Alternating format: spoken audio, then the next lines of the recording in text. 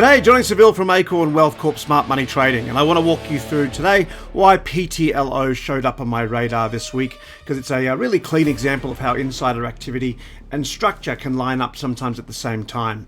Remember, this is not a recommendation or solicitation to buy or sell the security. However, for disclosure purposes, I do currently own, at the time of this recording, a long position in this stock.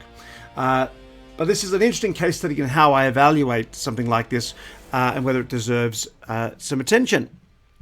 So firstly, let's take a look at the chart. So when we take a look at the weekly chart here on PTLO, you can see that this is has had a bit of a fall. The more recent highs, which extends even higher if you go back into 2024. But even if we look at the 2025 highs, we're coming off a high of $16 and recently based out around that $4 to $5 zone.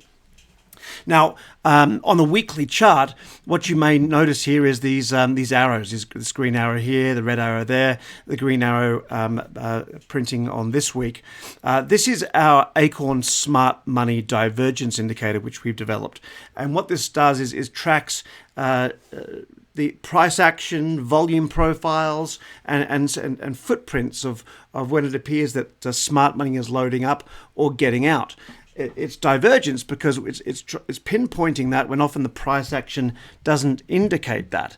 For example, when we saw a smart money divergence sell signal at the beginning of 2025, that was when price was skyrocketing. But behind that skyrocketing price, the indicator detected that volume was going out the back door, so selling into the rally. And so this indicator is quite powerful in being able to give us the heads up on when a major reversal to the opposite direction may be building. So while nothing guarantees future performance, this is certainly a powerful indicator we use in our toolkit to pinpoint when turning points may be on the horizon here.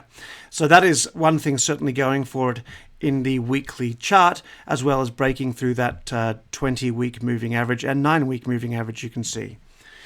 When we look to the daily chart, we can see the more recent price action, and this of course had a strong breakout above 5, and this came after the daily smart money divergence signal as well. So you can see we had one earlier which was a little bit early, a muted rally which consolidated further and of course has had this more recent breakout.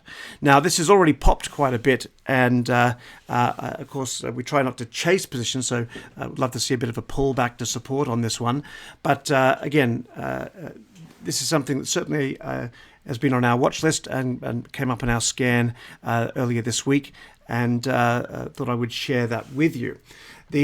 If you look at the theme behind this, behind the charts, obviously one of the themes I've been talking about throughout all the videos this week is selectivity, because the market isn't rewarding just broad exposure. It's rewarding specific setups where risk can be defined and behavior is changing under the surface. So PTLO is interesting right now because we're seeing a cluster of insider buying, not just a single transaction. So when I look at PTLO, what also stood out was the breadth of insider participation. So over a very short window in early August, we saw the CEO step in with an open market purchase. Another director added a significant amount of shares. The CFO and treasurer bought, and the general counsel participated as well. All of these were reported as open market purchases, and several of them represented a meaningful percentage increase in personal ownership. Now, that doesn't tell us that or guarantee us that the stock is going to go straight up immediately, but it does give us important context about how management is viewing risk versus reward, or the value of the company as it trades at these levels.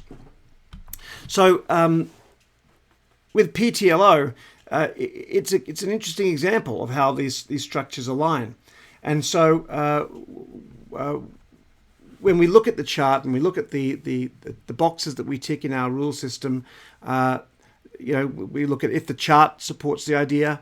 Obviously, insider activity, even though alone it is never enough, when we get the chart and insider activity combined, that can certainly start moving the needle of probability, or at least checking the boxes of our strategy one by one. And then the next question is, what about the risk? what about the structure? And that brings us to the core of the process. So when we start to look at the risk versus reward, and like any idea, of course, nothing is guaranteed to succeed. So we've always got to have structure in place to manage risk as well. So if based on the theme that I've covered here, if the structure holds above the recent support level and recent support that I was showing you there from the smart money divergence, then the idea holds water, and I'll continue to hold it. However, if that support fails, then at least for the short term, it means the reason I got in has that probability that it added to my decision making has failed. And if the reason behind the trade it was to be taken away, then of course it's arguably a good reason to maybe reconsider the trade and get out. Again, not a recommendation that that's what you should do, but I'm just talking through what my structure and way of thinking is here.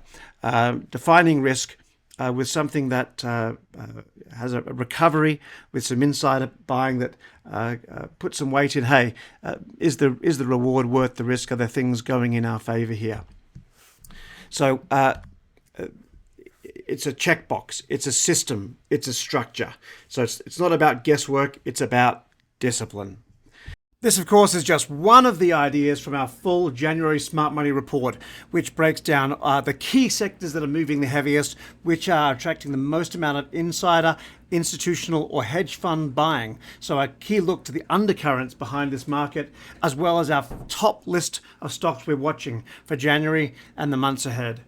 So it's completely free, and I'll hyperlink you to the registration page right now.